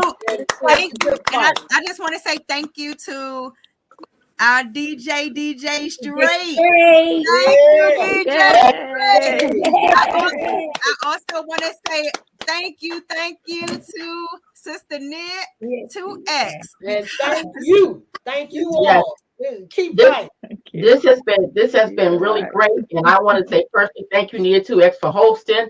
For Chanel, Tabitha, Leslie, Snow, Kia, Lisa, Tamika, and LaShawn. You guys were great. And I listened to everything you all said. And in one summary is this. Most people that have a problem with the truth often have a problem telling the truth. They can't stand the truth. So you can, y'all were listening to WMLB.com. You can go on our YouTube channel, DJ Straight. You can look at this as much as you want, and also share it. You can go on our radio station, because right now Molly Music is playing beautiful. We got gospel rap, we play country, we play hillbilly inspirational, we play all kind of stuff. Anything that's inspirational. Tomorrow we have my siblings and me show at 6 o'clock. And every sibling in this show is over 70. So we got a lot of stuff going on this radio station. We do music and the video. But I personally want to say thank you all for coming on. You all know how to get in contact with me. I am open to anything that's positive and that's going to always tell the truth, because truth is always going to win. And the only thing I didn't hear you guys say is y'all come together in prayer. Because in the Bible, strongholds were brought down because of prayer. Nobody does not make you not let you pray, whether you pray together corporately or if you pray individually. Because I don't care, every stronghold will come down, and vengeance is God's. Again, thank you guys for coming on. Hang out. I got to do my little exit thing, and then we'll close out of here. Cool. Yeah. Thank you. Thank you, everybody. Thank you.